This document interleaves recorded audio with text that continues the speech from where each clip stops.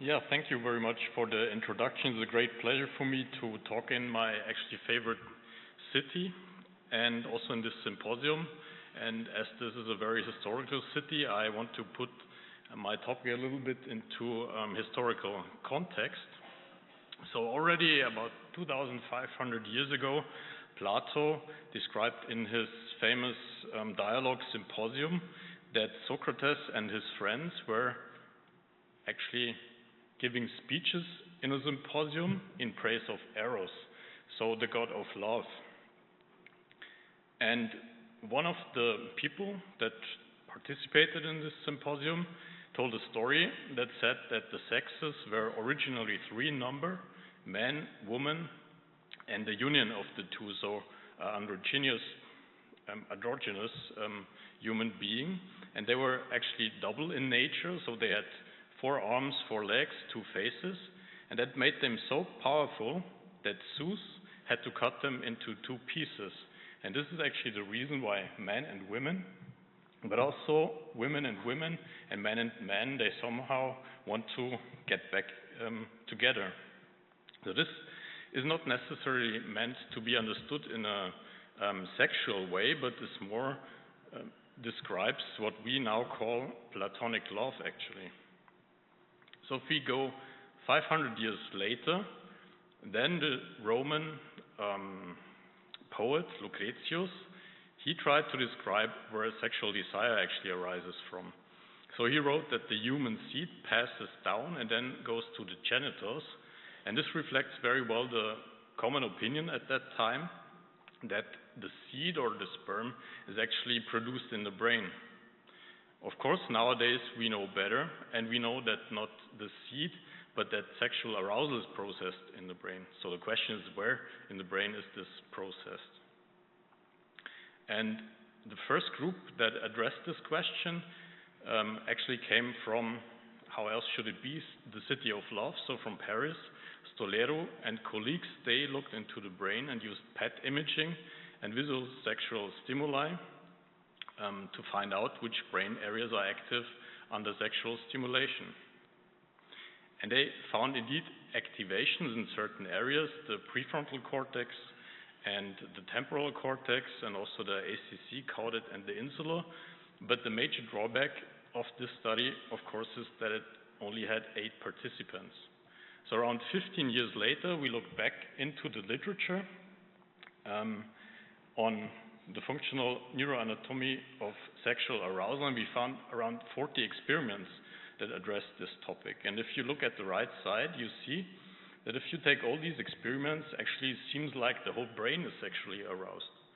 So we computed a meta-analysis using activation likelihood estimation, and we indeed found some significant convergence of brain activations across these studies.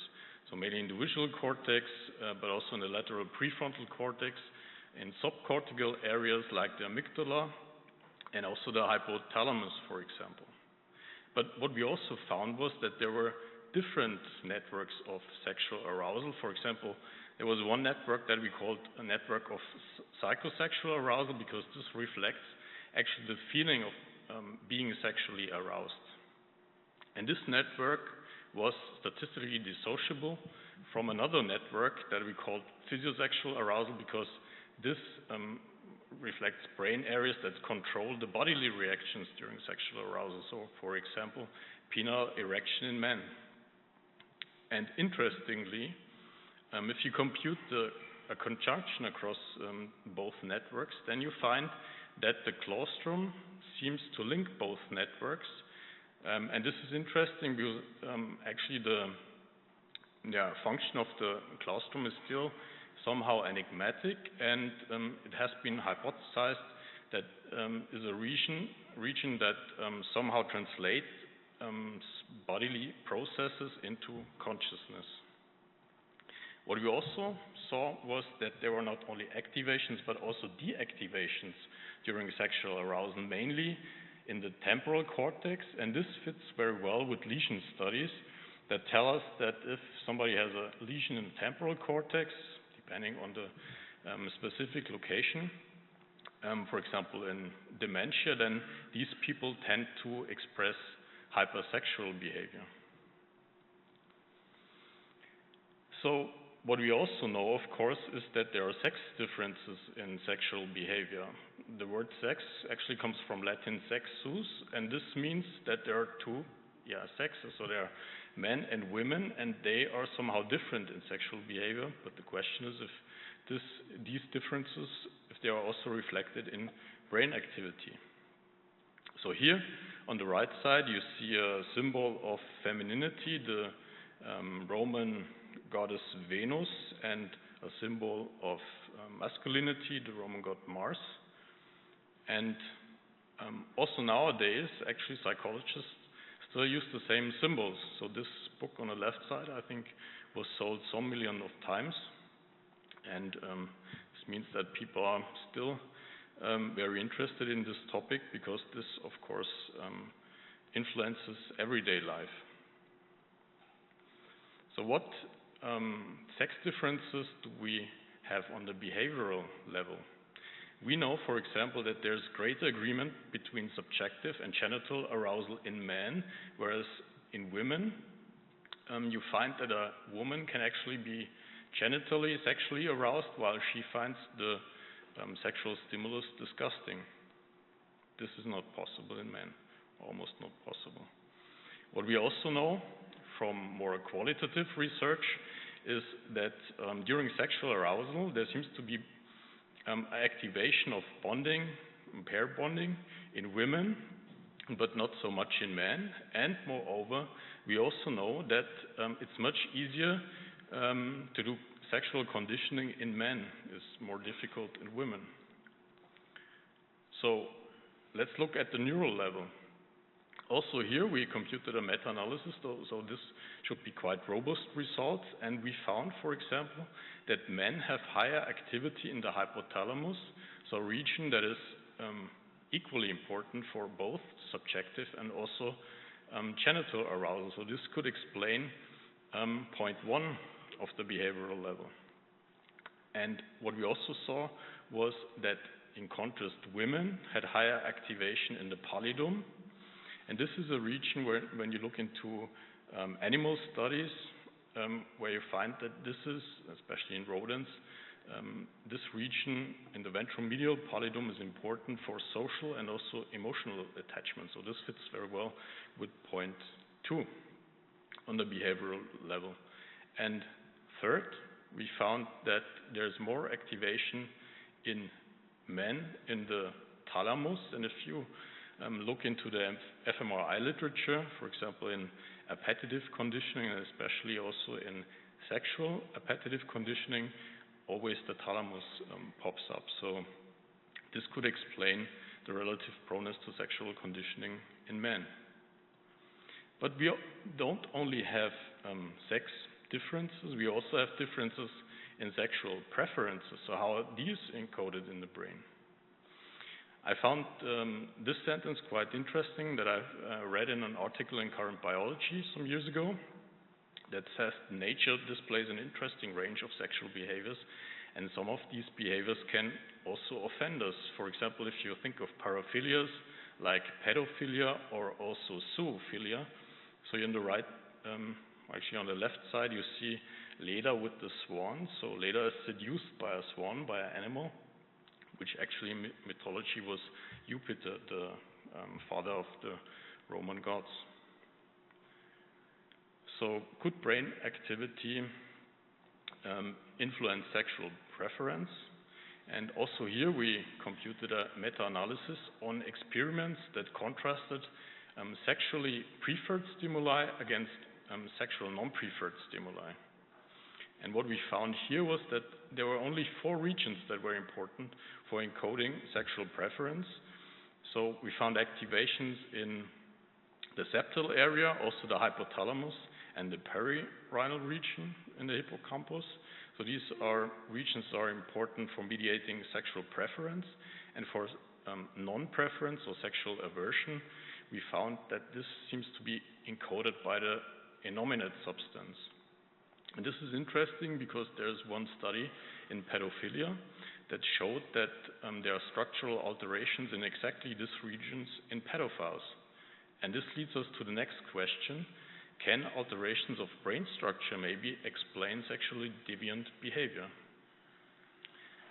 So we did some years ago one study, a VBM study in pedophiles. This was a relatively small sample because it's hard to get pedophiles into the MRI scanner, and we found some structural alterations in the brain, but the question is, what does this mean? And to answer this question, we wondered what physiological functions do actually these brain structures fulfill, where we find morphological alterations in pedophilia. And to answer this question, we looked into the BrainMap database that contains not only neuroimaging experiments, but also the metadata of these experiments.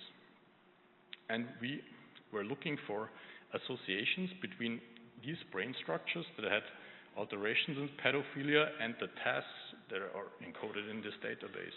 And we found that these brain structures were important for emotional face evaluation, memory processes, and executive functions. So probably you're now going to ask yourself, what does this have to do with pedophilia? And the answer is that all these are mental functions that have been reported to be impaired in pedophiles already before. But of course, this does not explain a sexual preference for children. So we thought further that maybe it's not the brain structures that are altered in pedophilia, but maybe they are connected to other brain structures that are important for sexual processing. And therefore, we computed robust connectivity maps using task-based and also task-free connectivity, and we compared these connectivity maps with our meta-analysis on sexual arousal that I showed before. And indeed, we found largely overlap between those connectivity maps and regions that are important for sexual processing. So this means that maybe these alterations in brain structure through somehow altered connectivity influence these sexual networks. Of course, further studies are necessary to address if there are really connectivity alterations in pedophiles, and that's what we're doing at the moment. So, another question, now I showed you correlative results, brain imaging results, is if we go back to sexual desire in general, is this something that we can measure with neurophysiological methods? And we developed a task where we showed sexual images to homosexual and heterosexual men, and the participants, they had to decide via button press if they wanted to see this person naked or not. And before this button press, so before they had to decide, we sent transcranial magnetic stimulation pulse into the motor cortex to measure motor evoked potentials. And what we found was that there was an interaction effect between stimulus condition, so if the picture showed a man or a woman, and the sexual orientation of the participant.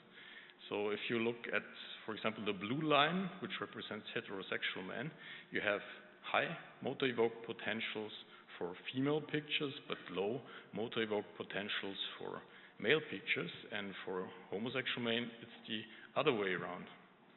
So, therefore, we can say that sexual desire actually modulates the excitability of the motor cortex, and this is something we can really measure.